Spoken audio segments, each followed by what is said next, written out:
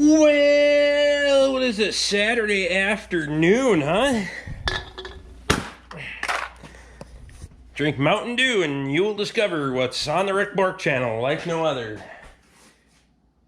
I don't know. I don't have any intros, so I'm just making stuff up.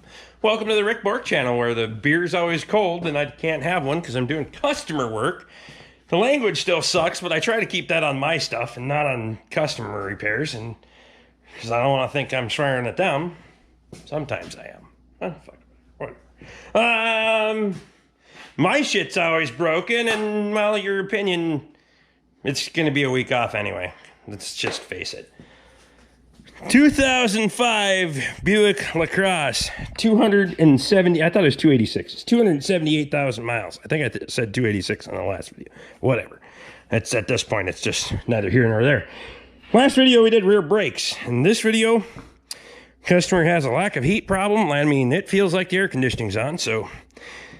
And we want to go ahead and give it a general check over. I did check the oil on it. It was a little bit low, but it doesn't look that dark. I don't know where they're at on an oil change. They didn't say that they wanted one. We're going to have to get it back for some other parts yet anyway, so we'll probably do it then.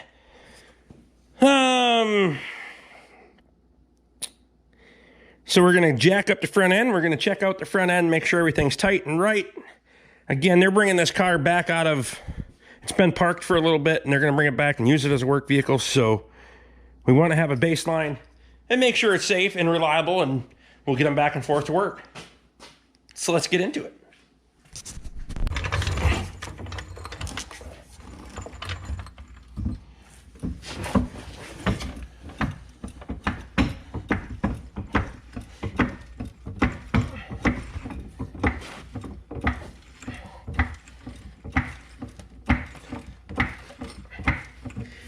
So we can already see one concern underneath here.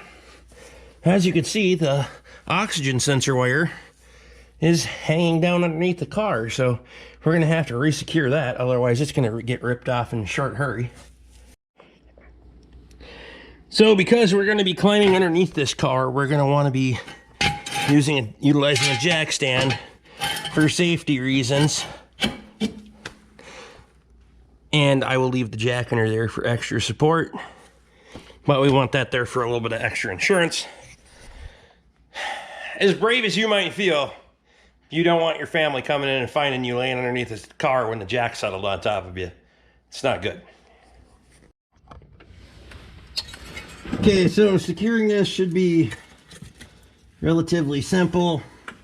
Kind of clip it back in where it was. The screws rusted off for it. We got a couple of self-tapping screws that we're going to utilize here and go back into the body again.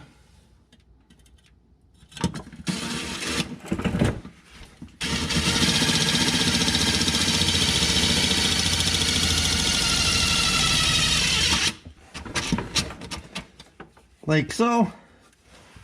Not a huge deal here. I think we'll use one more. You can see how short those little screws are. We'll put one more here.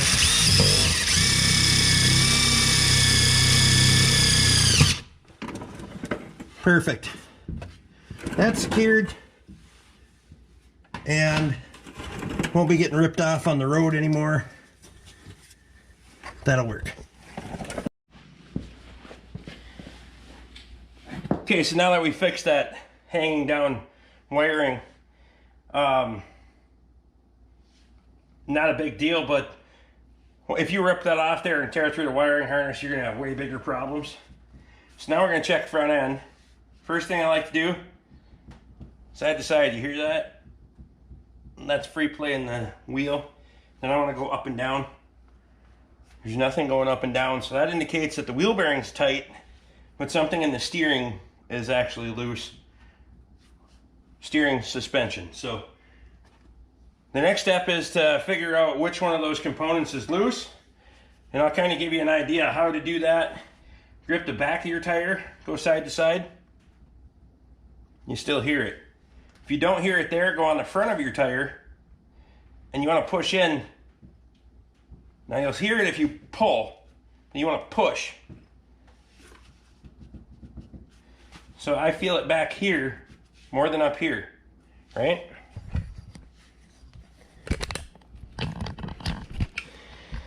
Now, in the regular circumstances, you'd be checking with 2 people. Because I work by myself, I don't have that option.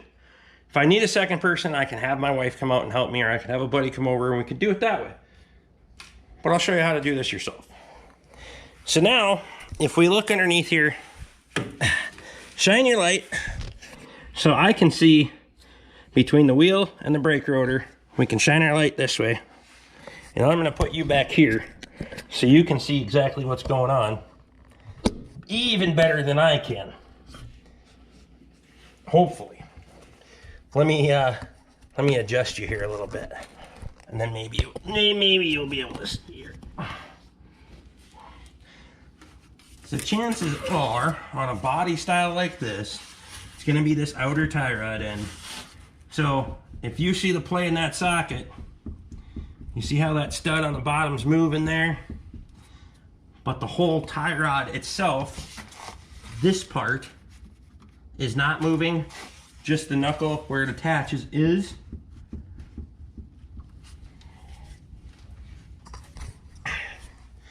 That means your outer tie rod end is loose. Now, that's not a safety issue, okay? I wouldn't deem that as a safety issue, like it's gonna come apart tomorrow and you can't drive it. But it will wear your tires and it can cause a handling concern. So it's another thing that we approach with the customer, and having us in video format allows them to realize, hey, I got a problem there, versus you just going and talking to them and explaining it to them. At least we can put it in a visual circumstance where they can understand it and see what I'm talking about. I realize for some shops, maybe that's a little bit taboo. I'm not that guy because I got nothing to hide. I know a lot of them do. So we're gonna drop this side, we're gonna jack up that side over there, and we'll repeat the process. Okay, same process on this side. Side to side, nothing there. Up and down, once again, nothing there. I should have mentioned on the other side, you want to give it a quick visual through the wheel, check out the brakes, things like that. Check for broken coil springs in your front suspension, and I'll show you what I noticed when I did that.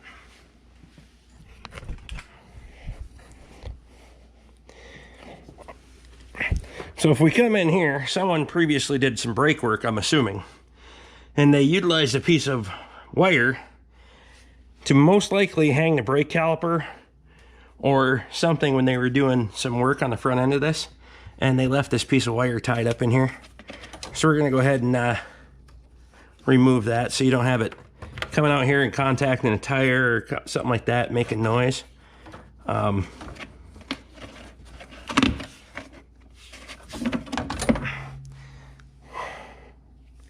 find all kinds of weird things.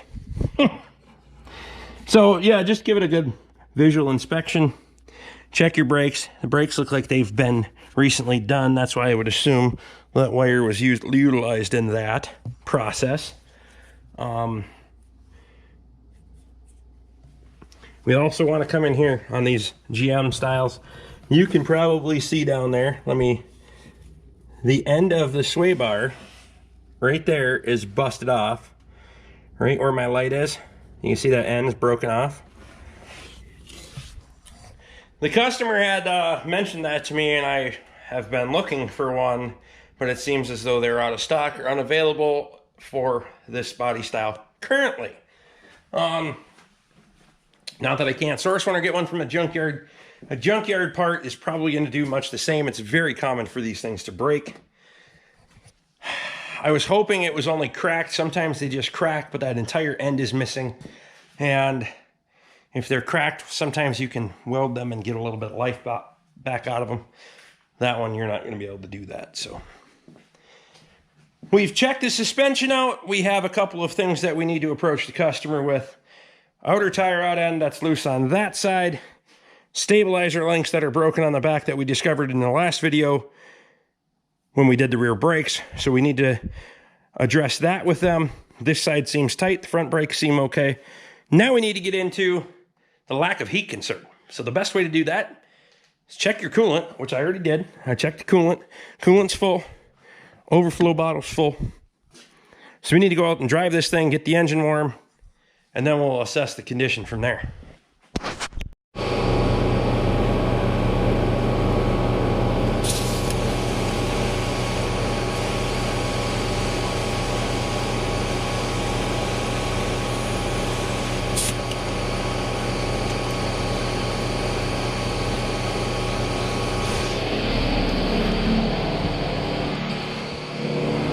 So because the car's been sitting for a little bit and the tires looked a little low as a courtesy service, just check them all, make sure they're full, and then we'll go drive this thing.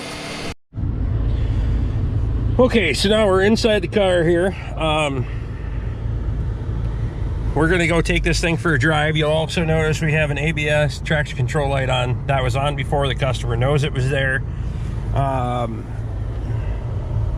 was a previous attempt by the customer, but also make note of that on your, if you're filling out a work order and that kind of stuff, make note of it so that way they can't come back and say, hey, that wasn't on before. You can be like, yeah, it was. So in this instance, I'm not too worried about it, but otherwise you should make note of it, because sometimes you get people that come back and they want to stick one to you. So right now I got the scan tool. We're gonna pull up our engine coolant temp in particular. That's our main goal right now.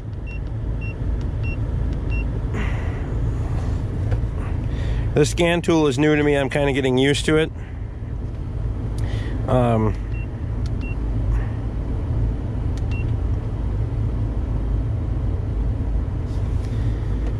And it's in Celsius because that'll help me. I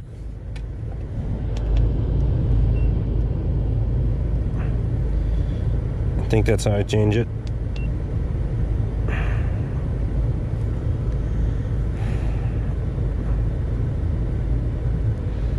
Okay, I have to go through the settings because Celsius is not going to help me any.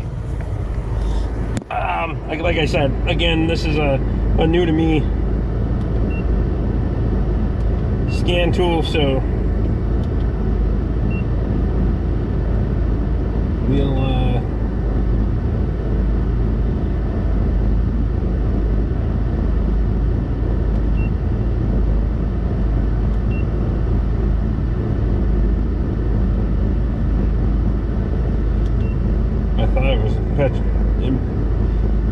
metric imperial. I thought that was the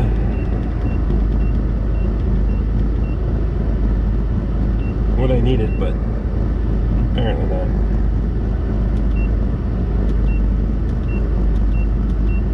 So we'll go all the way back out to the home screen and then we'll readjust it from there.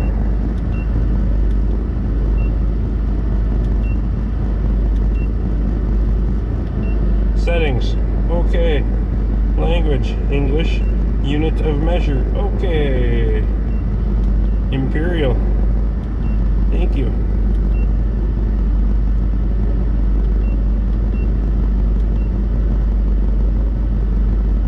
Record mode is off.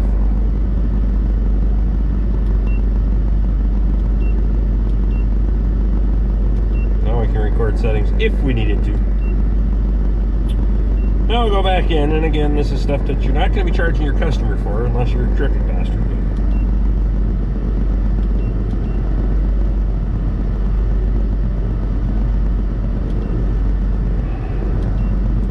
Diagnose. Now we can go back in. Just got a few minutes out of your day, that's all. Manually select 2005. Passenger car, Buick. Fourth VIN is W. Lacrosse. Powertrain. 3.8. Engine cooling. Now we can pull up the PIDs and I can actually read what they mean. You're also going to want to watch your temp gauge on here and see how fast that starts climbing. This one is climbing rapidly all of a sudden.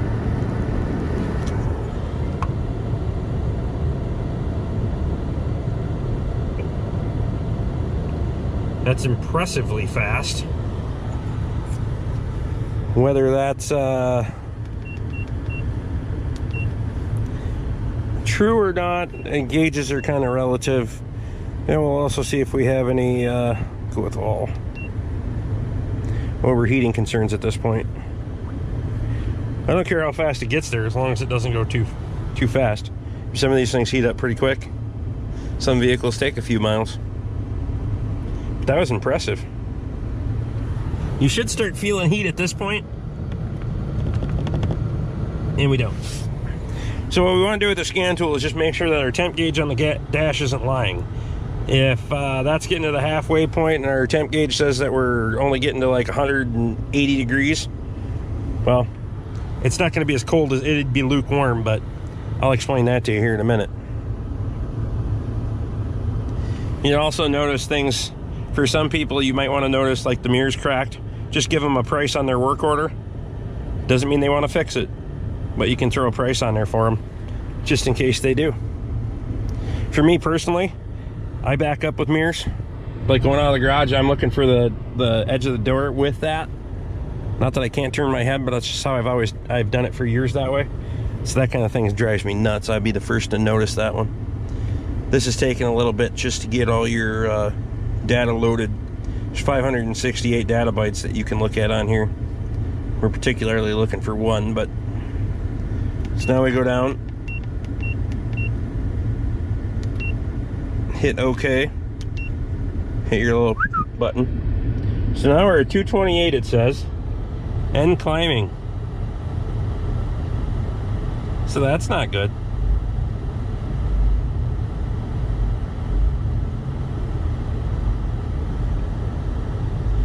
$231. Well, that won't work at all now, will it? We're already overheating, and we got nothing out of the dash, so now we got two problems. I'm going to take this down the driveway real quick and just see if we can get it to come back down. But we don't want to go too far by any means.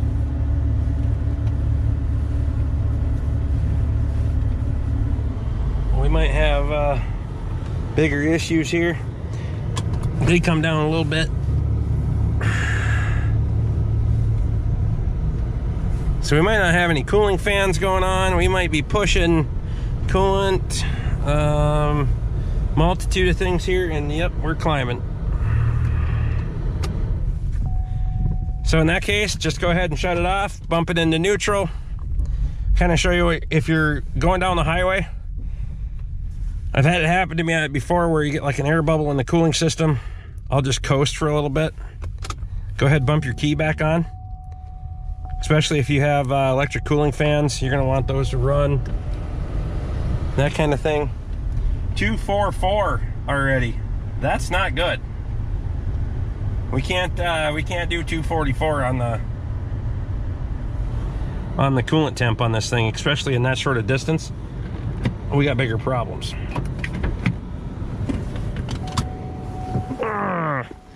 No, it didn't do that yesterday on my way home. I would have noticed if it would have gotten that warm. And it should turn the check engine light on, which it's not, which is interesting. So we want to verify that, oh yeah, we are that warm. And I also want to, just because we're going to give this thing a minute, you notice we don't have any cooling fans going at all. Right now the cooling fan should just be screaming at this thing. So that's why we're overheating. So that's going to be our problem. But I want to grab these. That heater hose is cold and that one's cold, so we got some major problems going on here. Sticking thermostat, to be specific, you're gonna have an issue there. If we're not getting some good engine circulation, we might have some head gasket issues. When it heated up that fast, it really caught my eye, but I can tell you the cooling fans aren't working, and we're not getting coolant flow to the heater core because those lines are both cold, and for a 240 degree engine temp, we shouldn't have either of those things going on. But that hot hose is hot. So we're gonna let it cool down for a little bit, and we won't be going for a test drive until we get that addressed, because we certainly don't want to overheat and blow up a customer's vehicle. Okay, so pile of problems here. Engine coolant temp sensor is getting extremely high, extremely fast.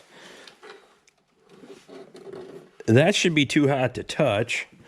This is hot. These are cold, so we're not moving any air. The bolt retaining that one isn't even tight, so that's good. Probably gonna have a coolant leak there. So this thing's not moving much for coolant. It's overheating. Cooling fans aren't coming on. So we got a multitude of problems here, and are they caused by, you can see we have probably some significant rodent bedding going on in there. So we're gonna be digging in on this thing, I suppose. And the first thing I'm gonna assess is cooling fans. We're gonna jump into that fuse panel, see if we got a blown fuse for the cooling fans, and then we'll go from there.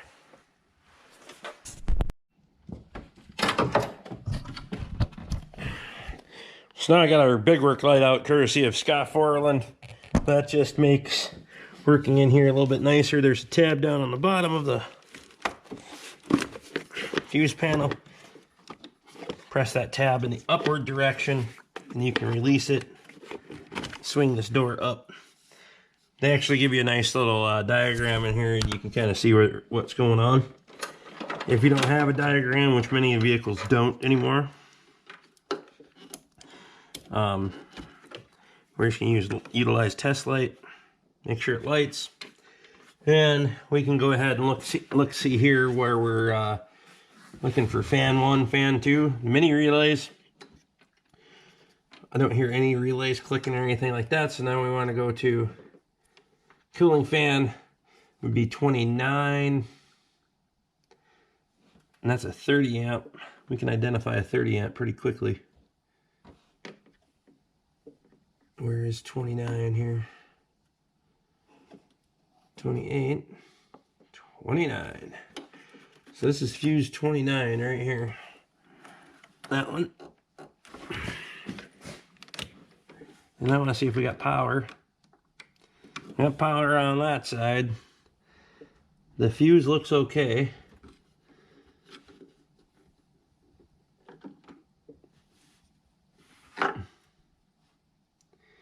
Fan 2 is fuse 32.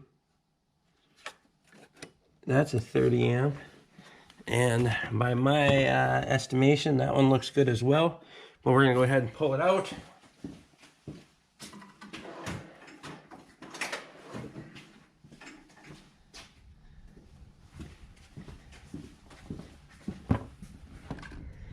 Needle nose pliers, go easy on these little cartridge. I call them a cartridge style fuse. I'm not sure what you want to call them, but so we do have power on available to both those fuses.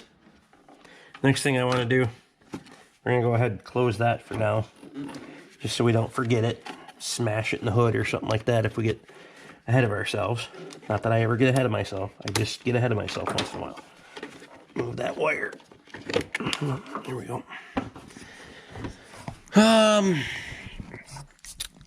So the next thing I want to do, real basic, I want to see where this plugs in and see if we have power going to any of our fans. Either one of them, it doesn't matter at this point. With that kind of engine coolant temp PID, it should be roaring both of those fans at wide open, and it's not. So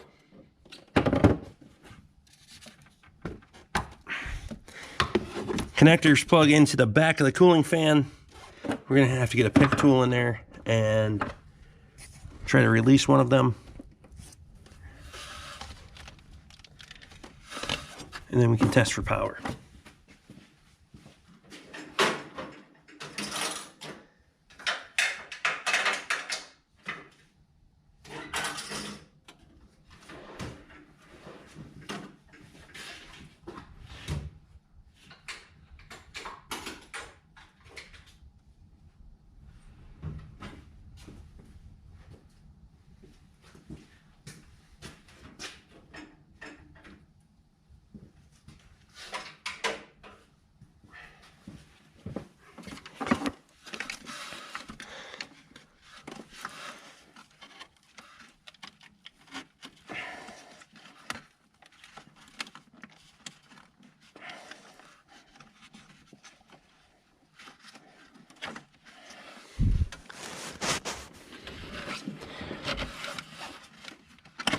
I don't know how well you can see what I'm doing, but I'm using a little Phillips screwdriver, and I'm sticking it between the body of that fan connector in here, this little gap right there, and I use that to pry that tab back and open that up.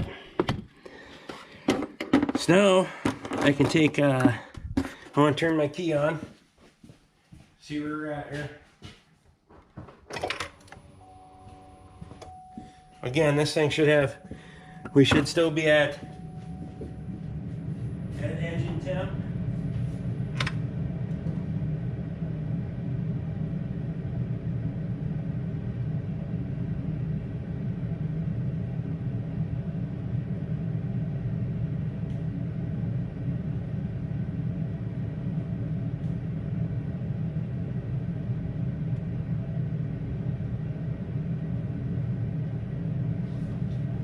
Engine coolant temp right now is 198, so we may not have full power yet. We're going to take and hook the clamp end of our test light to the ground terminal on the battery again.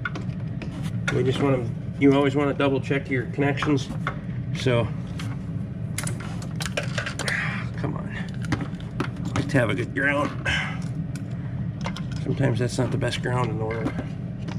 Okay, I'm gonna come across here. I want to see if we have any power going to this.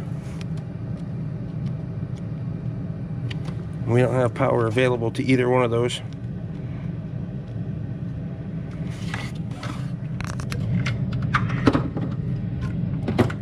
Okay.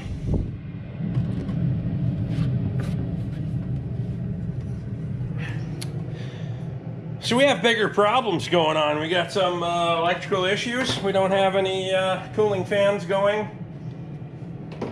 If you get out, jump in it, drive it, go fast, go right away, it's probably not going to be an issue this time of the year. Later on, it's going to be a problem. So we're going to have to do a little digging around. We're going to have to see if we can source ourselves some wiring diagrams for this, and then figure out why we don't have any power going to the cooling fans. Okay, before I dive too far head first into figuring out why the electric cooling fans aren't working, we need to verify a couple of other things on this before we go down that route. So we lost pressure there relatively quickly. Just for safety's sake, I like to take a towel and fold it up a few times on there. The old quarter turn caps that like to really come off quick. Make sure you're good and cool. Good and cool, right? This thing never started pushing coolant for how fast it started overheating. It never started gurgling. That, I don't know how well you can see that sludge in there, is not a good sign. But it's also drank coolant. So I don't know if we had an air bubble in there from before, but we're going to go ahead and top this thing off. And then I want to see if this thing's pushing. All right, so we have the radiator cap off. And we'll discuss this here in a minute, but we need to address another, assess another problem here. So we want to go ahead and start it.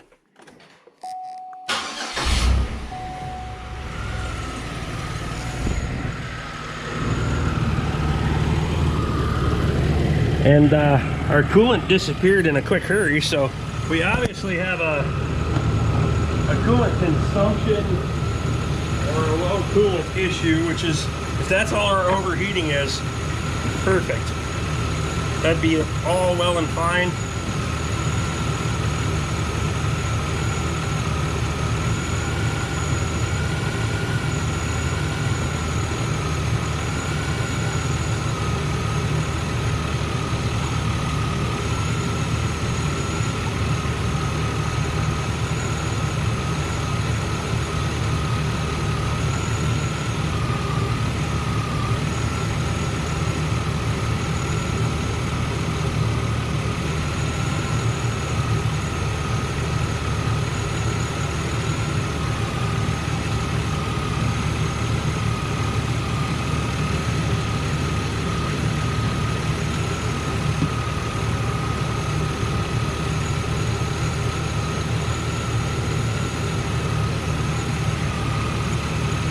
looking for here is I want to see if my coolant level, if I just keep getting continuous bubbles but the coolant level doesn't drop, we may have a head gasket issue.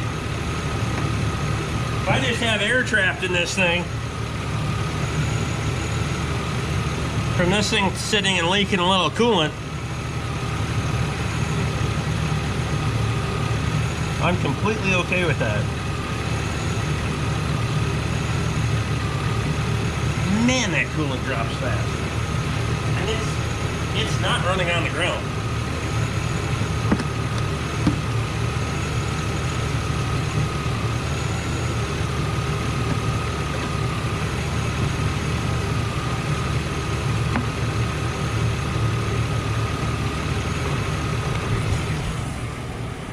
So it's been running for a couple of minutes. Let's see where we're at on coolant level.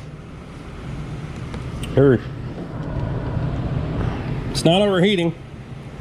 We do have a little bit of a heat going on there, so we must have had an air pocket trapped in there, because when I checked the radiator, it was actually full. And now, yep, see, now it's you're getting that brown sludge in there. It actually comes back up. So we may have killed two birds with one stone, but we still don't have cooling fans that operate. So we're going to need to go out and we're going to get this full and go try to drive it again. See if we can make the cooling fans operate. And then we'll have to assess that situation from there. And I'll explain another way to get into that. This radiator cap issue, this is most likely intake gaskets leaking. That oil that's in there. These things are super common for intake gaskets that are fried on it, and with the miles that are on there. Maybe they want to fix it, maybe they don't. That's up to them. I'll give them a price on it anyway. And we'll see, because that's probably where the coolant's going. It's not going in the oil, so that's good. I did check the oil on it. We put a quart of oil in it for them, so it's not going in the oil. These things are notorious for intake gaskets leaking. Okay, so we're back in the car. Pull up our engine coolant temp. No, it's spark. Go back.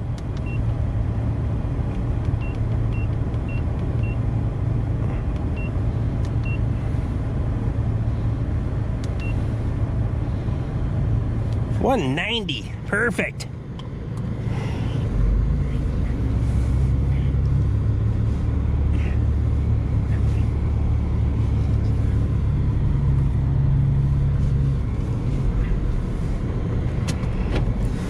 Okay.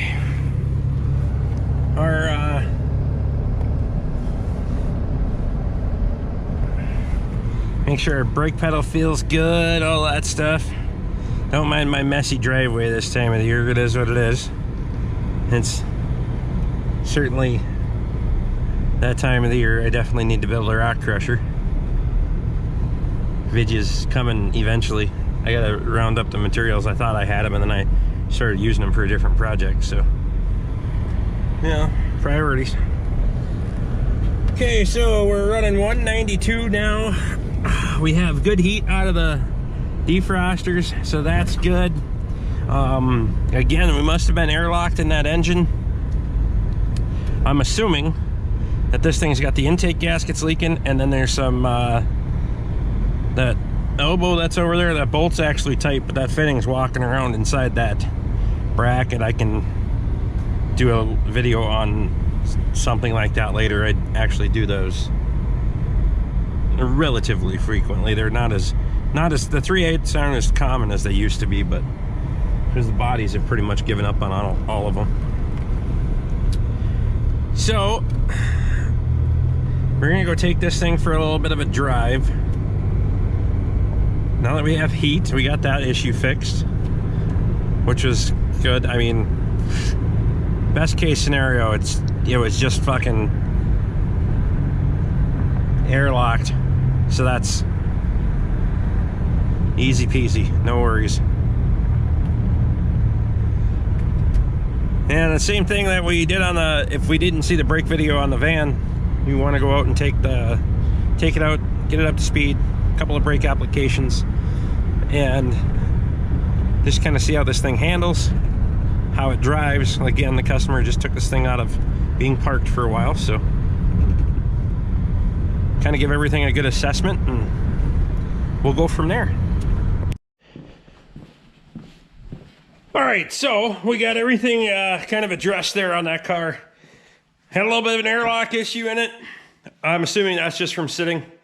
That's not uncommon on those things. Probably got a little stuck thermostat there for a minute. After she heated up, she cooled off. It seems like it's working fine. So I'll advise the customer to keep an eye on that. If they elect to do the intake gaskets, which I would, which I'm going to give them an estimate on, we're going to throw a thermostat in it while we're in there anyway. We're going to have the thing apart, so you just throw a thermostat in it for them.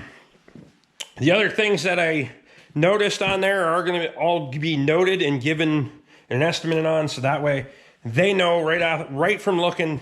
You're not going back and forth and they're like, well, how much is that? Just take a few minutes, we'll price it out for the customer, give them a price on parts, give them a price on labor, and that way they know right out of the gate. You don't have to, you know, when they call you and say, yep, can you get those parts coming, make an appointment for them, and you're good to go.